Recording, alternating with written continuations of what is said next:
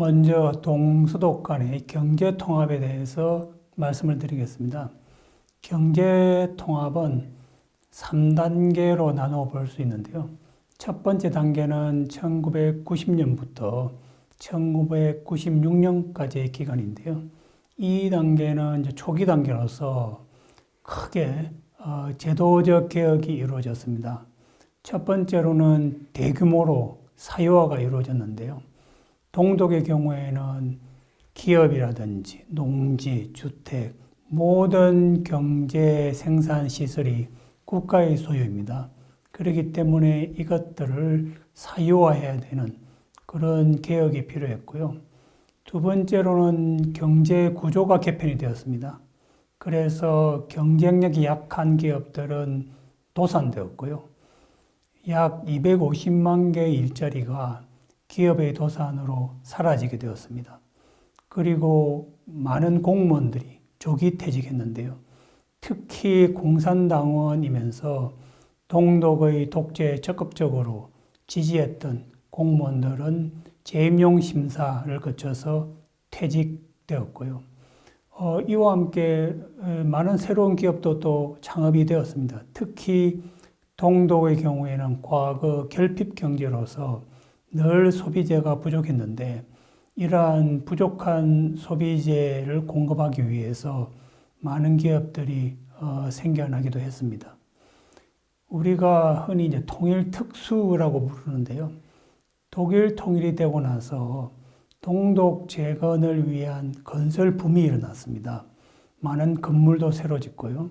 도로도 닦고 철도도 건설하고 이러한 것들이 동독 재건에 의한 통일 특수라고 부르는데 당시 동독의 경우에는 이러한 대규모 건설 사업을 할 수 있는 기업 수가 제한적이었기 때문에 동독의 건설 사업에 참여하는 서독 기업들에게 많은 세금 혜택을 제공했습니다.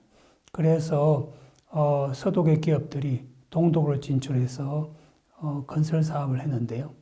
이 기간 동안 경제 성장률이 크게 높아졌습니다. 1991년도에는 경제 성장률이 5%였고요. 1993년에는 무려 13%의 경제 성장을 기록했습니다. 아마 이 기록은 통일 이후 독일 경제 역사상 가장 높은 경제 성장률이라고 할 수 있겠습니다. 동독의 재건 사업은 주변 유럽의 이웃 국가들에게 부정적인 파급 효과도 있었습니다. 왜냐하면 몇몇 국가들은 금융위기에 처하게 되는데요. 동독이 재건을 위한 많은 자본을 필요로 하게 되면서 독일의 이자율이 올라가게 되고 유럽의 많은 자본들이 독일로 이전되게 되는데 그 결과 영국이라든지 이탈리아의 경우에는 자본 유출로 인해서 환율을 방어해야 되는 그런 어려움에 처하게 되고요. 영국과 이탈리아의 환율이 크게 떨어짐으로 해서 이 두 국가들은 금융위기를 겪게 되겠습니다. 두 번째 단계로서 경제통합이 1997년부터 2005년까지의 기간을 일컫는데요. 이 기간은 장기적인 경제 부진이라는 특징을 가지고 있습니다. 아까 말씀드린 것처럼 초기 5년 동안 통일 이후 독일은 통일 특수를 누렸고 경제 성장률도 아주 높았는데요. 제2단계에 접어들게 되면서 경제 성장률은 2%로 크게 떨어졌고요. 그리고 이러한 낮은 경제 성장률이 10년 가까이 지속이 되었습니다. 이렇게 경제 성장률만 낮은 것이 아니라 실업률도 높아졌는데요. 서독은 실업률이 최고 10%, 동독은 실업률이 20%까지 치솟았고요. 그래서 평균적으로 보면 전체 독일 실업률이 약 한 15%에 달하는 그런 장기적인 경제 부진을 겪었습니다. 이러한 경제 부진의 원인에 대해서 말씀을 드리면 첫 번째는 긴급한 건설 수요가 이제 충족이 되어서 동독의 경우에 동독 재건을 위한 수요가 많이 낮아졌다는 것이고요. 또 그동안 제공했던 세금 혜택도 종료가 되었습니다. 그래서 건설 경기가 크게 나빠졌고요. 두 번째는 동독의 임금이 크게 올라서 국내외적으로 동독 기업의 투자를 유치하는 것이 이제 어렵게 되겠습니다. 두 번째로는 이 경제통합 2단계에 서독이 막대한 재정 적자를 겪게 되는데요. 그 이유는 동독 재건을 위한 과도한 통일 비용 때문에 재정 적자에 시달리게 됩니다. 사실 서독의 콜 총리는 통일 당시 이러한 약속을 했습니다. 정세 없이 통일이 가능하다. 즉 세금을 올리지 않아도 동독을 재건하는데 큰 문제가 없다라고 이야기를 했습니다. 당시 콜 총리가 이러한 장밋빛 약속을 한 이유는 동독의 경우에 기업이라든지 토지 이러한 모든 자산이 국가의 소유이기 때문에 이것을 매각해서 그것을 재원으로 해서 동독을 재건하는 비용으로 사용하게 되면 굳이 서독에서 세금을 올릴 필요가 없다라는 그런 생각이었죠. 그렇지만 현실은 그것과 정반대로 돌아가게 됐습니다. 이러한 과도한 통일 비용으로 인해서 서독에서는 정권 교체가 이루어졌고요. 야당인 3인당이 집권을 하게 되었습니다. 지금 여기 보여드리는 그래프를 보시면 독일에서의 실업률의 추이인데요. 중간에 보이는 이 검은 선은 독일 전체 실업률이고요.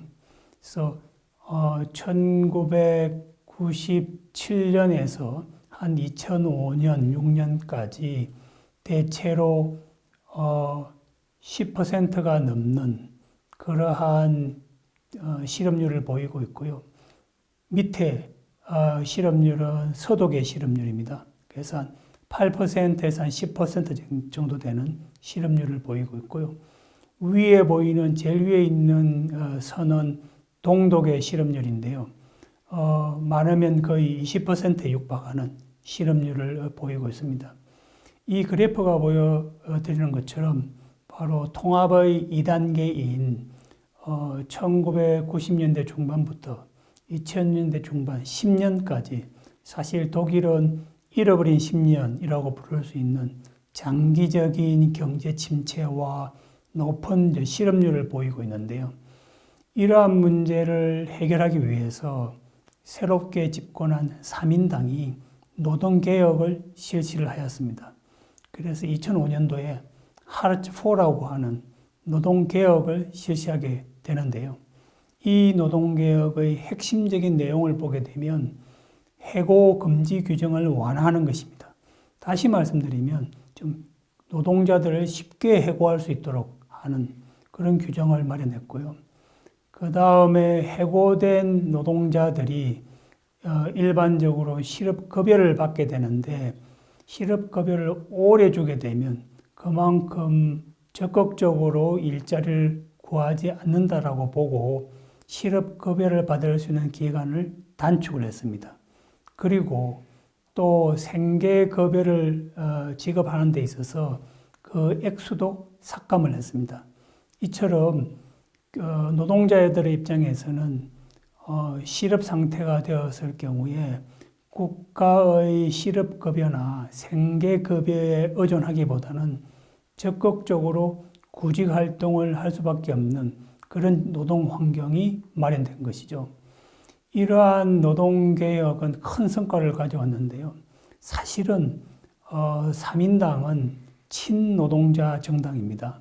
그럼에도 불구하고 노동자들에게 불리한 개혁을 했던 것은 그 당시의 실업률이 너무나 높았던 것이고요.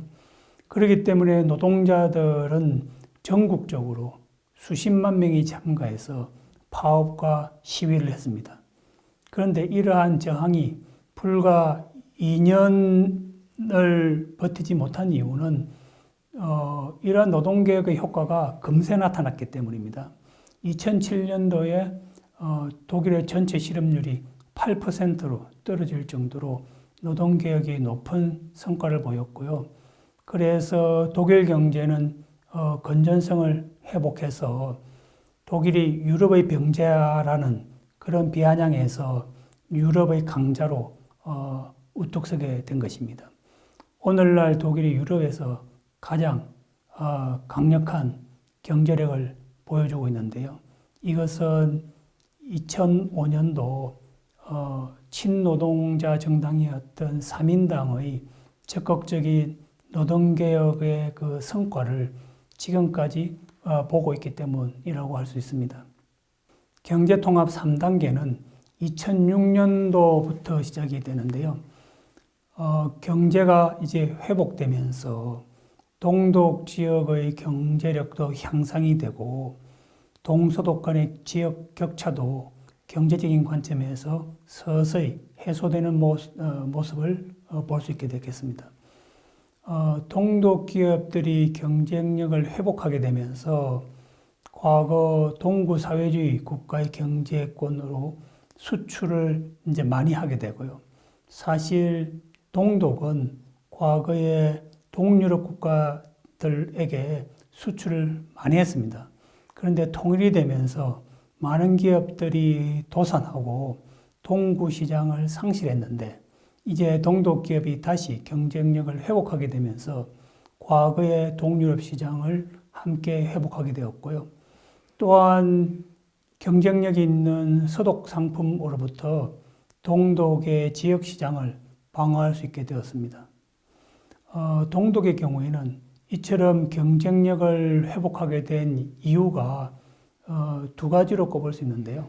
첫 번째는 경제 인프라가 현대화되었습니다. 우리가 경제 인프라라고 한다면 도로, 철도, 주택 이런 것들을 말하는데요. 서독이 매년 130억 유로에 달하는 재원을 투자를 해서 동독의 인프라를 현대화시켰고요. 그래서 오늘날 아마 여러분들이 독일에 가시게 되면 서독보다 동독이 훨씬 더 현대화되어 있다. 특히 인프라 차원에서 그런 것들을 실감할 수 있게 될 것입니다. 또 거주 환경도 많이 개선이 되었는데요.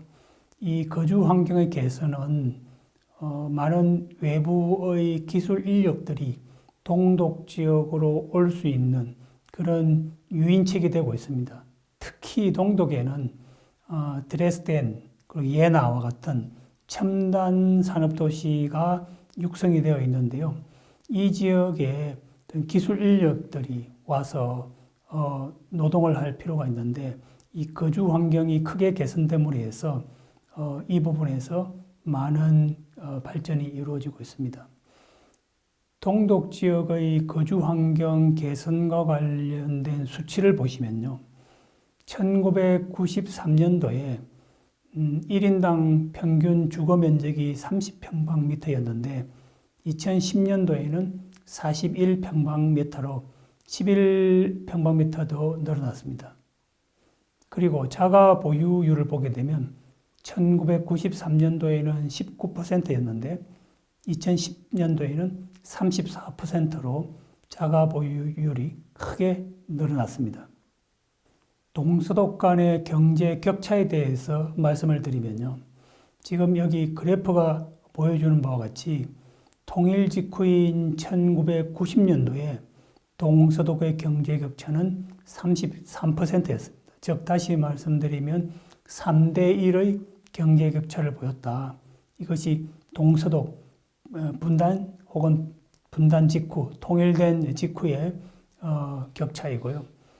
약 한 5, 6년 만인 1996년도에 동서독 간의 경제 격차는 62%로 크게 늘어났습니다. 그러니까 이 통일 특수 기간에 동독의 경제력이 서독의 33%에서 62%로 2배로 늘어났다는 것을 우리가 알 수 있고요. 1996년부터 20년이 지난 2018년도에는 74%로 서서히 늘어났습니다.